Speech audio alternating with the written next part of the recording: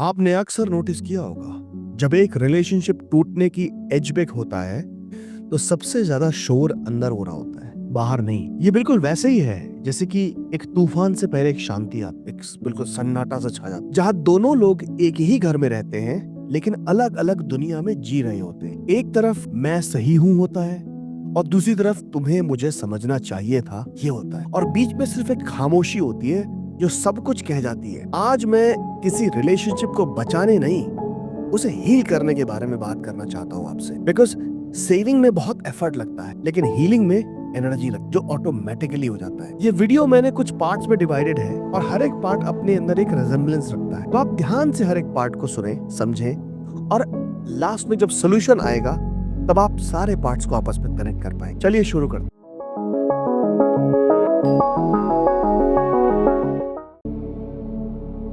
Part 1, the invisible wall. Her relationship में एक and पे एक स्टोरी होती है। उसने अपने आप को बदला नहीं, या तो मैं थक गया हूं, या फिर मैं और नहीं सह सकती। बट कहानी यहाँ से स्टार्ट नहीं होती है। यहाँ से तो वो शुरू होती तब है जब हम पहली बार अपने पार्टनर से कुछ एक्सपेक्ट करते हैं और वो पूरा नहीं होता। शायद हमने कभी खाना बनाया हो, हमें ये महसूस हुआ हो कि यार आज तो अच्छा खाना बना है, आज तो मेरे हस्बैंड मेरी तारीफें के पुल बांध देंगे, और उन्होंने कुछ कहा ही नहीं और आपका दिल डूब गया। फिर उसके बाद फिर हम दर्द महसूस करते हैं और उस दर्द को अंदर दबा देते हैं। वो छोटा सा रिजेंटमेंट धीरे धीरे एक इनविजिबल वॉल बन जाता है। होपोनोपोनो के अकॉर्डिंग जब तक हम ब्लेम करते रहेंगे, जब तक आप ब्लेम करते रहोगे ना, तुम हील नहीं कर पाओगे। अगर तुम्हें हील करना है तो तुम्हें ब्लेमिंग से हटना, तुम्हें ब्लेमिंग के ऊपर जीत हासिल करनी पड़ेगी, और पार्ट 2 में समझाऊंगा कि कैसे करनी है। पार्ट 2 कहता है इस 100% रिस्पॉन्सिबिलिटी ले लो भैया। अच्छा, मैं मानता हूँ तुम्हारा दर्द बिल्कुल जेन्युइन है, तुम्हें दर्द हो रहा है, तुम्हें नहीं सुना गया, तुम्हें इग्नोर किया गया, तुम्हें मिसअंडरस्टैंड किया गया, तुम्हें छोड़ा गया जब तुम्हें किसी की सहारा चाहिए था, तुम्हें फिजिकली अब्यूज तक किया, तुम्हें निचोड़ा गया है। बट तुम्हें एक बात मालूम है, हीलिंग तब स्टार्ट होती है जब तुम कहते हो मैं इस पेन की रिस्पॉन्सिबिलिटी लेता हूँ। आप सब में से बहुत लोगों का सवाल होगा, अरे भाई ऐसे कैसे बोल रहे हो, मैं रिस्पॉन्सिबिलिटी क्यों लूं? बताता हूँ। हम रिस्पॉन्सिबिलिटी इसलिए नहीं ले रहे हैं क्योंकि हमने इसे कॉज किया है। हम रिस्पॉन्सिबिलिटी इसलिए ले रहे हैं क्योंकि हमने ये फैसला किया है कि हम इसे क्लीन करेंगे। तुम छोटा सा अपने घर से बाहर निकलो और घर के बाहर ना तुम्हें बहुत कचरा नजर आएगा। तुम ब्लेम करते रहो, अरे ये लोग कचरा डाल देते हैं, ये कर देते हैं, वो कर देते हैं, बकवास है सब, ये सब बोलते रहोगे। लेकिन जिस दिन तुम रिस्पॉन्सिबिलिटी उठा लोगे, जिस दिन तुम बीड़ा उठा लोगे, उस दिन तुम एक झाड़ू उठाओगे, पन्नी उठाओगे और सब सारा कचरा साफ कर दोगे। एग्जैक्टली सेम वही हमें अपने माइंड के साथ करना है। तो मैं अभी आपको हल्का सा बताता हूँ करना कैसे है। अपनी आंखें बंद करो, क्लोज योर आईज। अपने पार्टनर का चेहरा विजुअलाइज करो, चाहे वो अब तुम्हारे पास है या नहीं, और धीरे से बोलो, I am sorry for the pain between us. Please forgive me for every moment I reacted instead of understanding. Thank you for showing me the parts of me that still need healing. I love you, not as a condition, but as a soul who once walked with me. अगर आपने इसको किया है मेरे साथ तो कैसा महसूस हुआ आपको, कमेंट सेक्शन में लिख के बताइए। ऐसे अगर आपको इस तरह से कॉन्वर्सेशनल होपोनोपोनो मुझसे सीखना है तो आप व्हाट्सएप पे मुझसे जुड़ सकते हैं, मेरे नंबर पे मुझे कॉल करके पूछ सकते हैं। मैं होपोनोपोनो सर्टिफिकेशन भी कराता हूँ और आपकी प्रॉब्लम भी सॉल्व कराता हूँ। आगे बढ़ते हैं। ये जो शब्द अभी भी आपने बोले, ये शब्द कोई जादू नहीं है, ये तुम्हारे अंदर के फ्रोजन इमोशन को मेल्ट करने की प्रयास करते हैं। जब तुम ब्लेम से रिस्पॉन्सिबिलिटी तक जाते हो तो एक एनर्जी है जो कि शिफ्ट हो रही होती है, और वही शिफ्ट सब कुछ बदलने की कोशिश करता है और अंत में बदल भी देता है। हमें सिर्फ धैर्य रखना होता है और अपनी प्रैक्टिस फीलिंग के साथ जारी रखनी होती है। पार्ट 3 की तरफ चलते हैं। बहुत इंपॉर्टेंट है सेल्फ कॉन्सेप्ट। अगर तुम्हारा सेल्फ कॉन्सेप्ट ये है कि मुझे कभी प्यार नहीं मिलता, तो यूनिवर्स वही मिरर करे। तुम्हारा पार्टनर तुम्हारा मिरर है, वो तुम्हें वो दिखता है जो तुम खुद के अंदर हील करना है। जब तुम कहते हो कि वो मुझे इग्नोर कर रहा है, तो कहीं ना कहीं तुम्हारे अंदर अपने इमोशंस को इग्नोर करना सीखा है बचपन में। जब तुम कहते हो कि वो मुझे रिस्पेक्ट नहीं करता,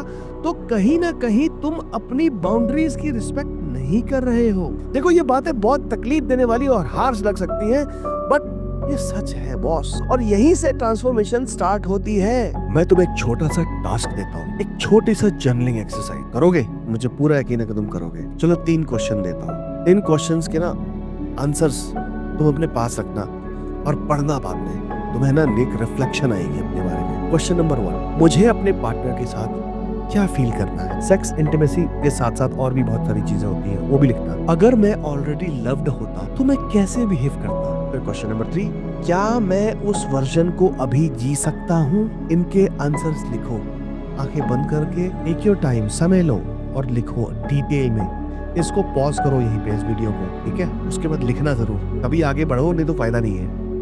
आई होप आपने वीडियो पॉज करके इसको लिखा होगा। तो आगे बढ़ते हैं। लॉ ऑफ अट्रैक्शन का मैजिक तब होता है जब तुम इमोशनली अलाइन होते हो। So part 4 is all about from obsession to allowing. जब हम डेस्परेट होते हैं किसी को वापस पाने की, जब हम फियर की फ्रीक्वेंसी में वाइब्रेट कर रहे हो, और यूनिवर्स सिर्फ वाइब्रेशन सुनता है, वर्ड्स नहीं। भूल जाओ, तुम मांगते रहो। लोग यही कर रहे हैं, मांग रहे हैं, मैं गाड़ी चाहिए, मैं नौकरी चाहिए, मैं ये चाहिए, और अपनी वैगनर, अगर उनके पास छोटी सी बाइक है तो उसको भी गाली दे रहे हैं। किसी दोस्त ने अगर कोई गाड़ी खरीदी, मान लो वैगनर खरीदी, तो उसकी गाड़ी में घुसेंगे तो बोलेंगे ओटीपी देना, ओटीपी देना, because they want to make them feel that कि तूने टैक्सी ले ली है। उसे अप्रिशिएट नहीं करेंगे कि उसने अपनी गाड़ी कमाई से एक गाड़ी खरीदी। तो जब तक ये वाइब्रेशन नहीं की, तो तुम चाहे तुम एंडेवर मांगो, कुछ भी मांगो, कुछ मिलेगा ही नहीं। ये सच्चाई है दोस्त, समझो इसे। सो यूनिवर्स सिर्फ वाइब्रेशन सुनती है, वर्ड्स नहीं। So instead of begging for love, start becoming love. अब सबसे बड़ा सवाल है, अरे लेकिन हम प्यार बने कैसे? बताता हूँ, सब बताता। सबसे पहले मॉर्निंग में उठो और लिखो क्या?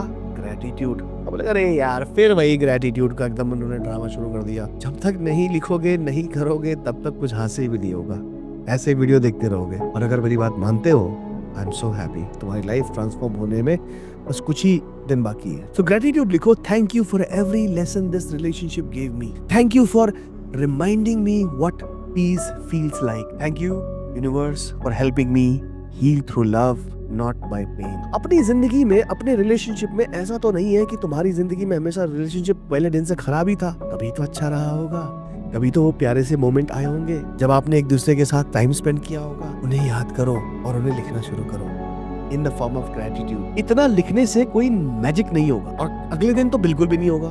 तो मैं सोचता अरे सर आपने बोला था मैंने लिखना है, मैंने लिखा, लेकिन कुछ हुआ नहीं, तो नहीं होगा बॉस। लेकिन धीरे धीरे तुम्हारा हार्ट ओपन होने, तुम्हारा टोन चेंज हो जाएगा, फिर तुम्हारी एनर्जी फील सॉफ्ट हो जाएगी, और तब या तो वो रिलेशनशिप हील होती है या फिर ग्रेसफुली रिलीज हो जाती है। और अगर तुम ध्यान दो तो दोनों में ही पीस है, दोनों में ही शांति है कि नहीं है? पार्ट 5 पे चलते हैं, रीबिल्ड और रिलीज विद लव। अगर तुम दोनों फिर से बात करते हो तो सुनो, जवाब देने के लिए नहीं, मतलब मुझे मत सुनो, पार्टनर की सुनो। अगर तुम्हारी बातचीत फिर से स्टार्ट होती है तो तुम्हें सुनना है, जवाब देने के लिए नहीं सुनना है, एक दूसरे को समझने के लिए सुनो। और अगर साइलेंस ही बाकी है तो उस साइलेंस में भी ग्रेटिट्यूड रखो। कैसे? होपोनोपोनो कहती है कि forgiveness is freedom. Forgive them not because they deserved it, but because you deserve peace. Law of attraction फिर अपनी जगह बनाने लगता है जब तुम लाइट बन जाते हो और वो तुम्हारे पास वापस आते हैं, या यूनिवर्स किसी और के रूप में वो एनर्जी भेज देता है, बट तुम्हारा लेसन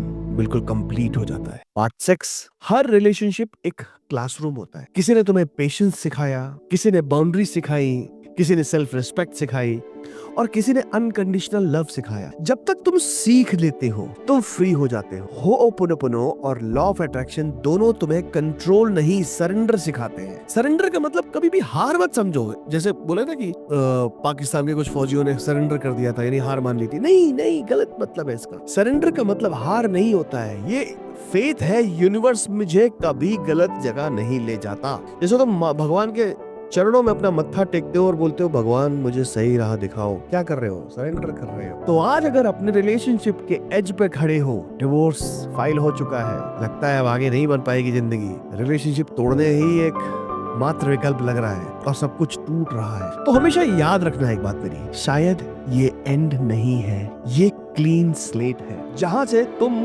दोनों अपने अपने सच के साथ नई कहानी लिख सकते हो। और अगर नहीं भी तो भी तुम्हारा हार्ट शांति में रह सकता है। Because peace does not come from fixing someone, it comes from finally understanding yourself. और अगर ये वीडियो ने तुम्हारे दिल में कुछ हिलाया हो, कुछ मूव किया हो, तो आज रात के होपोनोपोनो जरूर करना। सिर्फ 10 मिनट शांति से अपने दिल से करना और कमेंट में जरूर लिखना आई चूज पीस। क्योंकि जब एक इंसान ही करता है ना तो रूहें फ्री हो जाती। अगर आप मुझसे जुड़ना चाहते हैं, अपनी प्रॉब्लम शेयर करना चाहते हैं और समझना चाहते हैं कि इसका असली समाधान कैसे होगा, तो नीचे कैलेंडली में जो लिंक है उसे बुक करिए। ये कॉल पेड कॉल होती है, तो जब आप इसे बुक करेंगे तो मेरी टीम आपको कांटेक्ट करेगी। उस वक्त आप ये डिसाइड कर सकते हैं कि आपको आगे बढ़ना है या नहीं। बट इस कॉल के बाद आपको एक बहुत अच्छी गाइडेंस दी जाएगी, इसकी मेरी गारंटी है। मिलता हूँ आपसे किसी और समस्या को लेके किसी और वीडियो में। नमस्कार।